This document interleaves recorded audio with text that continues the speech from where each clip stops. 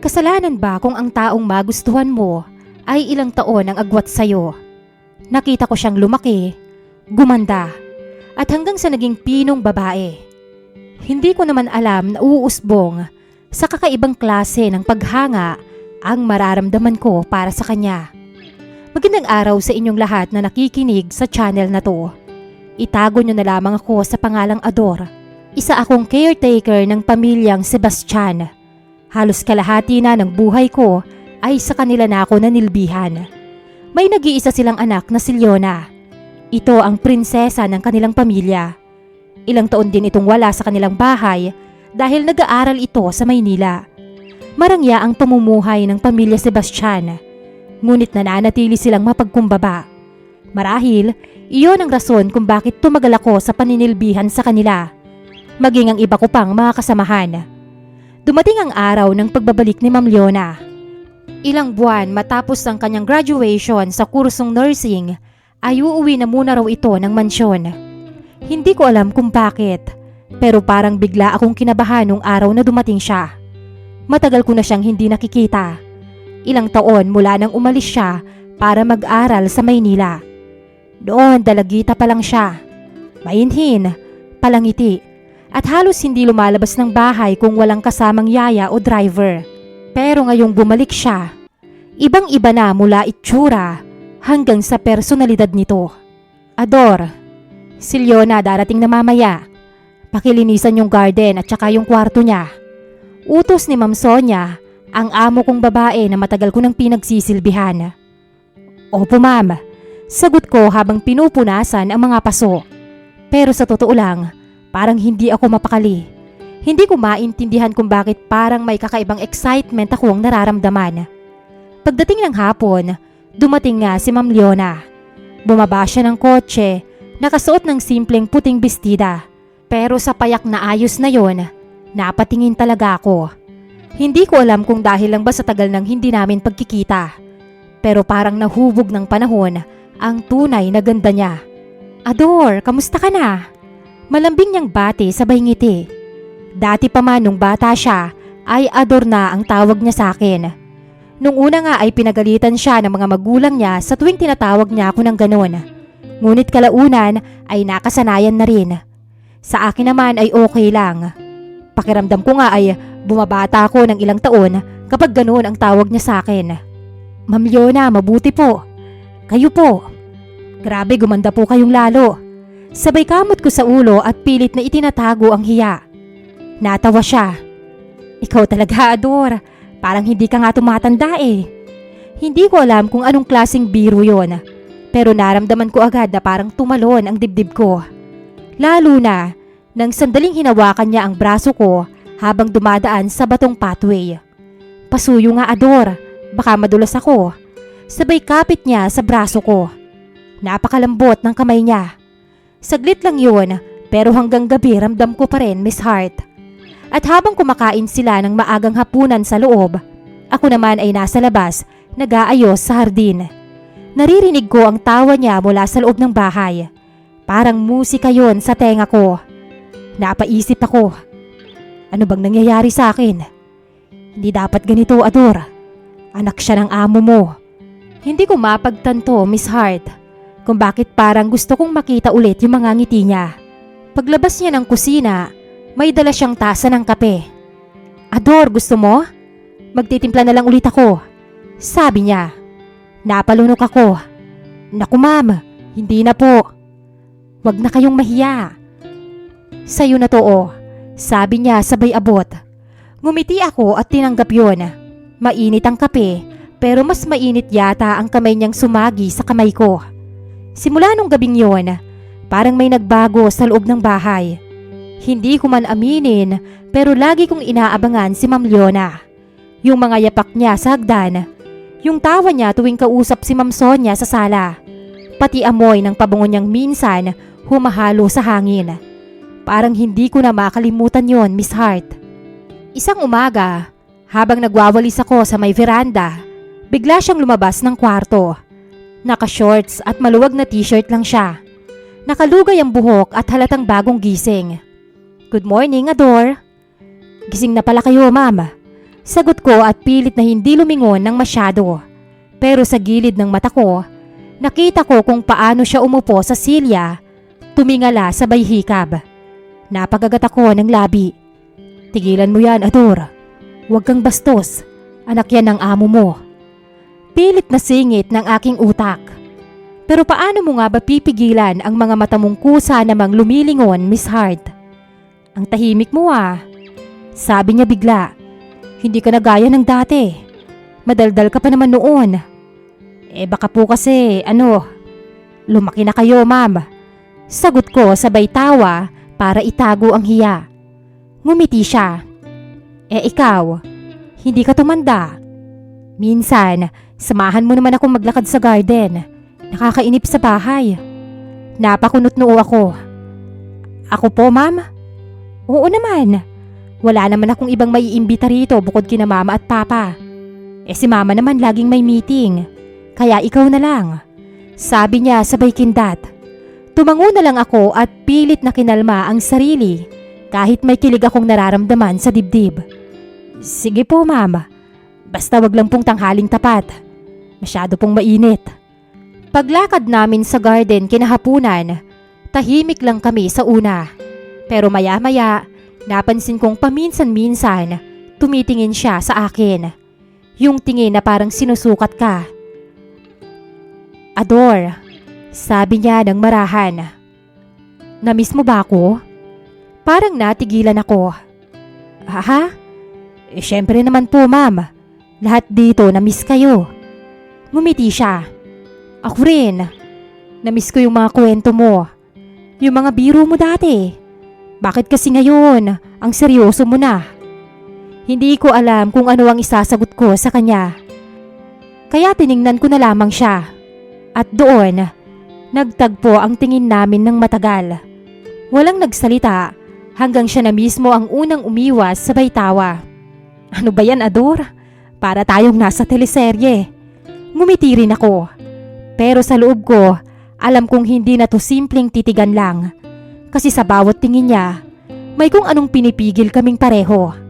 At doon ko naisip na baka nagsisimula na akong maligaw, Miss Hart.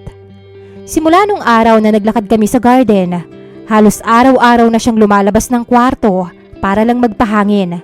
At kadalasan, ako ang kasabay niya. Ador, sabay ka na. Tawag niya habang nagbubuhos ako ng tubig sa mga paso. Sandali lang po, ma'am. Tatapusin ko lang po ito. Hay nako, lagi kang may ginagawa. Magpahinga ka rin minsan.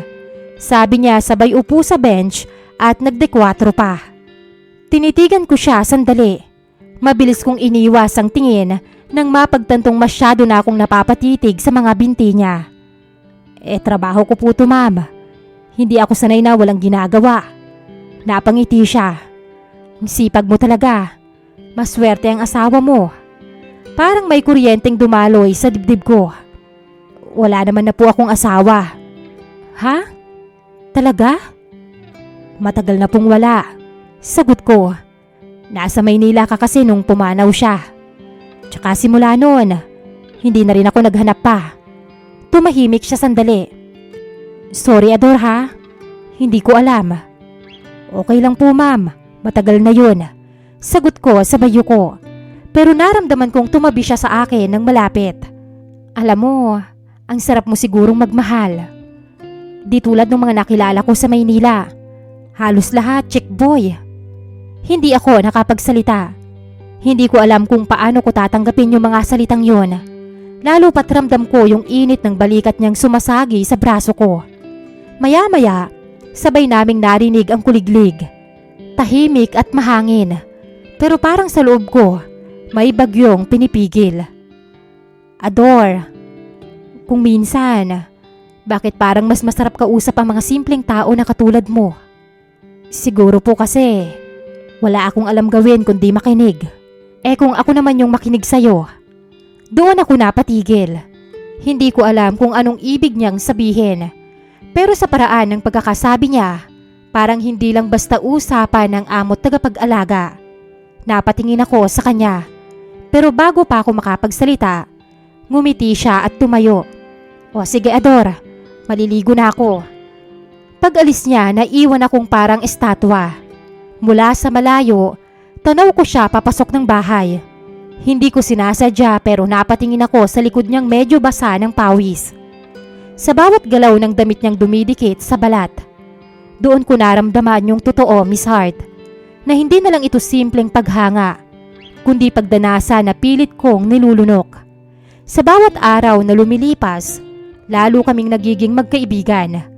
Pero sa bawat ngiti niya, sa bawat hawak sa braso, sa bawat biro na may halong lambing, mas lalong lumalalim yung bagay na alam kong hindi ko dapat maramdaman. Isang gabi, dumating siyang amoy alak. May kapistahan kasi sa bayan at galing siya ron. Wala ang mga magulang niya dahil may inaayos sa kanilang negosyo sa syudad. "Hello, Ador," sabi niya pagkapasok at halatang lasing. "Naku ma'am, amoy alak kayo ah," sabi ko sa kanya at inalalayan siya. Pinipigil ko ang nararamdaman dahil hindi ko maipaliwanag ang paghurmentado ng puso ko nang mahawakan ang kanyang bewang. "Ador, maiksi lang ang buhay, kaya i-enjoy natin," natatawa niya pang sabi. Nakikinig lang ako sa mga sinasabi niya habang pilit na nagfo-focus sa bawat hakbang sa hagdan paakyat ng kanyang kwarto. Pagkapasok niya ay agad siyang nahiga. "Ador, pwede mo ba akong palitan?" Para akong nasamid sa sariling laway sa kanyang sinabi. At ewan ko ba kung imahinasyon ko lang at tila ay nangaakit ang tono ng kanyang pananalita. "Ma'am, naku, tatawagin ko na lang po si Manang Yoli nang mabihisan kayo," taranta kong sabi. Akmang tatalikod na sana ako nang bigla siyang tumayo at hinawakan ng laylayan ng damit ko. "Alam niyo ho ba, nung unang dumating kayo rito napakagwapo niyo. Pero ang bata ko pa noon eh. Hindi pa kita pwedeng gawing boyfriend," natatawa niyang sabi habang ako ay hindi na maipaliwanag ang nararamdaman. Hinawakan niya ang labi ko. "Pwede ko ba tong subukan?" Bago pa man ako makasagot ay naramdaman ko na ang pagdampi ng labi niya sa akin. Sandali lang yun, ngunit kakaiba ang sensasyong dulot nito sa akin. Bumilis ang paghinga ko sa ginawa niya. "Ma'am, tanging nausal ko na lang. Hindi ko na alam ang mga sumunod na nangyari. Ang alam ko lang ay kung saan-saan nabaling ang paningin ko. Hindi ako nakatulog ng maayos ng gabing yun. Ramdam ko pa rin ang lambot ng kanyang labi. Kinabukasan, nag-aalangan ako kung paano siya harapin. Dahil kahit anong pilit kong itanggi, hindi pa rin mawala sa isip ko ang ginawa niya kagabi. Ngunit nung magkasalubong kami sa kusina, ay binati niya ako gaya ng nakagawian na para bang walang nangyari. Hindi niya ba naaalala ang nangyari kagabi? Tanong ko sa sarili. Marahil ay dulot lang talaga yon ng kalasingan. Hindi ko alam kung ipagpapasalamat ko bang nakalimutan niya o manghihinayang na ako lang ang nakakaalala. Hindi pa rin nakakauwi ang mga magulang niya ng araw na yon. Pagdating ng hapon ay naabutan ko siyang nakaupo sa may terrace. Aalis na sana ako nang tawagin niya ako. "Samahan mo naman ako rito, Ador," sabi niya at itinuro pa ang upuan sa kanyang tapat. Nakashort siya ng maiksi at hapit na damit, kaya't hirap na hirap akong iiwas ang tingin sa kanya. Kutis porselana silyona at kurbang-kurba ang katawan. Nagsitayuan ang mga balahibo ko.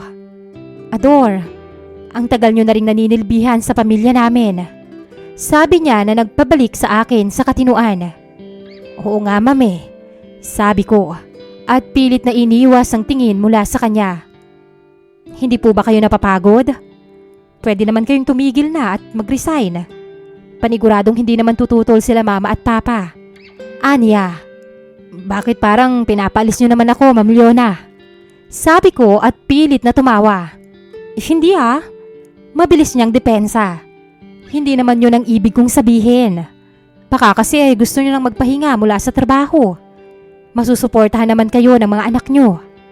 Napangiti ako at tumingin sa mga halaman sa harapan. May dahilan po ako kung bakit ayaw ko pang umalis dito. Mahinang sagot ko ngunit sapat para marinig niya. Ano naman po yun? Curious niyang tanong. Napatingin ako sa kanya. Hindi ano, kundi sino. Kita ko ang paglunok niya. Kung ganoon, Sino naman po? Ngumiti ako ng marahan habang nakatingin pa rin sa kanya. At bago ko pa man mapigilan, naibulalas ko na. Ikaw. Napatigil siya at kita ko ang gulat sa kanyang mata. Ngunit kasama noon ay isang ekspresyon na hindi ko mapangalanan. Ilang minuto pa bago siya tumikhim at ngumiti sa akin. Kung ganun po, sulitin niyo na nang makasama ko. Tila ay may ibang kahulugan ang sinabi niya. Hindi ko lang malaman kung ano, Miss Hart. Kinabukasan, umuwi siya sa bahay na may dalang supot. Ador, inuman tayo. Sabi niya pa sabay taas ng dalang supot. Beer ang laman. Naku, baka mapagalitan ako ng mga magulang mo kapag nakipag-inuman ako sa'yo. Sabi ko, ngunit ang totoo ay kinabahan ako habang bumabalik sa alaala ang nangyari nung huli siyang malasing. Nakikita mo ba sila? Tanong niya na tumatawa. Napakamot ako sa aking ulo. Sige na nga, ma'am. Ngunit nagulat ako nang umakyat siya ng hagdan patungo sa kanyang silid. O Ador, halika na. Wala akong nagawa kundi sumunod sa kanya. At habang umiinom kami ay pinaandar niya rin ang TV upang manood daw kami ng pelikula. Panay din ang kwento niya tungkol sa buhay niya sa Maynila. Ako naman ay hindi mapakali, Miss Hart. Lalo na sa posisyon naming dalawa. Nasa harap ko siya nakaupo at nakasquat lang kami sa sahig. Nakapantulog lang siya ng dress at konting yuko at galaw niya ay nakikita ko ang hindi dapat. Hindi ko alam kung sinasadya niya ba o ako lang talaga itong makulit ang utak. Okay ka lang ba, Ador? Ba't pinagpapawisan ka na? Mainit ba o lasing ka na? Takang tanong niya. Hindi naman. Nauutal kong sagot at pilit na tinatago ang dahilan. Nang tatayo na sana siya para ayusin ang aircon, ay biglang nawalan siya ng balanse. Mabilis ang naging mga pangyayari at walang segundo ay nasa ibabaw ko na siya. Leona, iba ang tono ng aking pananalita. Hindi ko alam kung dahil ba sa alak o dahil matagal ko na siyang pinapantasya. Hinalikan ko siya, Miss Hart. Una ay hindi siya gumalaw, ngunit maya-maya ay sinasabayan niya na ako. Hindi ko na pinatagal pa, Miss Hart. Ang matagal ko nang pinapangarap, sa wakas ay nagawa ko na. Hindi ko na idedetalye ang nangyari ng gabing yon. Nakatulog kaming magkatabi at magkayakap sa sahig. Nang umagang yon, sa aming paggising ay nag-isang muli ang mga katawan naming tila parehong sabik. Kinabukasan, dumating ang mga magulang niya. Dala ang isang balitang tila sumaksak sa aking puso. Leona, anak, magsimula ka na mag-impake, iha. Isasabay ka na ng tita mo sa pagbalik niya ng Canada. Rinig kong sabi ni Ma'am Sonia na tinutukoy ay ang asawa ng kanyang kapatid na isa ring nurse sa Canada. Kita ko ang kakaibang saya sa mukha ni Leona sa narinig. Ngunit nang magtama ang mga mata namin, ay nakita ko ang lungkot at tila paghingi ng paumanhin. Pagsapit ng gabi, tahimik akong nakahiga sa aking kama. May sarili kaming silid sa bahay ng pamilya Sebastian.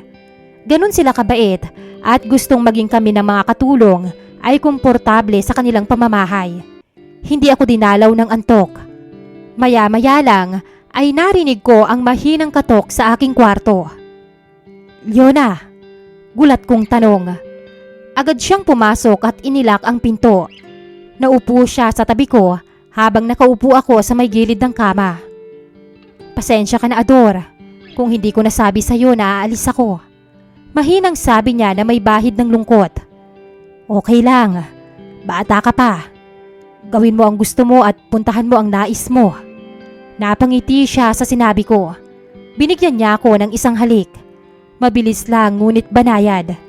Kung ganon, maaari bang pagbigyan mo ko ngayon? Sabi niya malapit sa aking tenga. Leona, tanging nausal ko lamang. Tunay ngang iyon ang gabi na kailanman ay hindi ko makakalimutan. Ilang taon man ang dumaan, Miss Hart. Mahabang panahon na rin mula nang magpuntang Canada si Leona. Rinig ko mula kay Ma'am Sonia ay may kanuna raw itong nobyo.